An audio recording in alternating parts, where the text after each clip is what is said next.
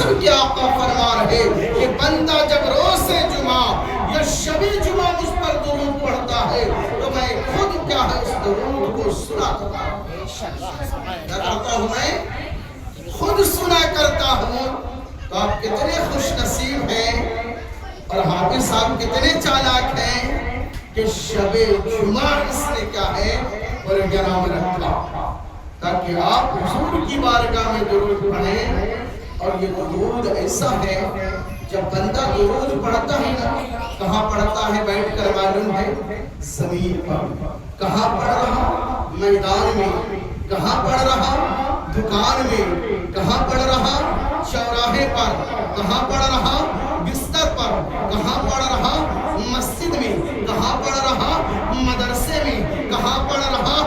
گھر میں۔ کہاں پڑھ رہا؟ جہاں بندے کو موقع ملا وہاں درود پڑھ رہا۔ اب کتنے خوش نصیب ہیں کہ آپ دکان میں درود پڑھیں، آپ مکان میں درود پڑھیں، آپ کھیت میں درود پڑھیں، کھلیان میں درود پڑھیں۔ پتا چلا آپ یہاں درود پڑھ رہے اور فرشتے درود کو لے کر حضور کی بارگاہ میں ایسا نہیں ہے کہ صرف ایک بار پڑھا تو حضور کی بارگاہ میں پیش کر دیے گئے۔ یقین مانے اگر آپ کیا ہیں اپنے زندگی کے ہر لمحے کو درود پاک میں گزار دیا، آپ جب جب پڑھیں گے فرشتے درود کو لے کر حضور کی بارگاہ میں پڑھیں۔ ایک بار لگا کر پڑھ لیجیے اللہم صلی علی سیدنا و شفیعنا و حبیبنا و طبیبنا و قلوبنا و شفاء صدورنا۔ میں نے جو آیتیں پڑھی ہیں اللہ رب العزت قرآن عظیم میں ارشاد فرماتا ہے لقد خلقنا الانسان فی احسن تقویم، کہ ہم نے انسان کو بہترین صورت پر پیدا کیا۔ اس پر پیدا کیا بہترین صورت پر۔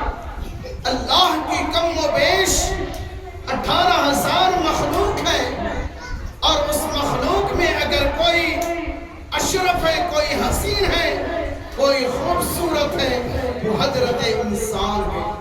کون ہے؟ حضرت انسان کون کہہ رہا ہے؟ رب کا کلام کہہ رہا ہے کہ ہم نے انسان کو بہترین صورت پر پیدا فرمایا۔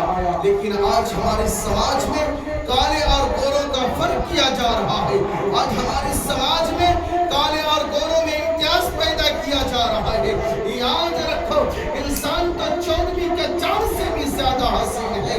ایک بار جو ہارون رشید کا آپ نے نام سنا ہے، بادشاہ ہارون رشید جو ہے ایک دن اپنی بیوی کے سر پر کیا ہے اپنا سر اپنی بیوی کے زانوے مبارک پر رکھ کر 14ویں کی شب تھی آرام فرما رہے تھے۔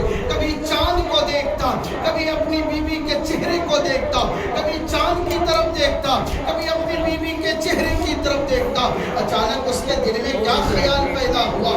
اس نے کہا او میری بیوی سن سن، اگر تو چاند سے زیادہ حسین نہیں ہے تو تجھے طلاق ہے۔ اتنا کہنا تھا کہ اب عورت جو ہے ہارون رشید سے کہنے لگی بادشاہ سن سن، اب اپنے سر کو کیا ہے میرے زانوے مبارک سے ہٹا لے، جب تک صبح نہ ہو جائے، جب تک دارالفتہ کا دروازہ نہ ٹھکٹکا لیا جائے تو میرے قریب نہ ہونا۔ کیا کہا تو طلاق ہے؟ اللہ اکبر میرے عزیز یاد رکھو، اتنا کہنا تھا، اتنا کہنا تھا۔ کیا کہا اگر تو چاند سے زیادہ حسین نہیں ہے تو تجھے طلاق ہے۔ اللہ اکبر۔ اب وہ اس انتظار میں صبح گزارنے لگی۔ رات کی تنہائی کیا ہے؟ رات کی تنہائی میں صرف یہی انتظار ہے کہ اب سورج کب نکلے، صبح کب ہو۔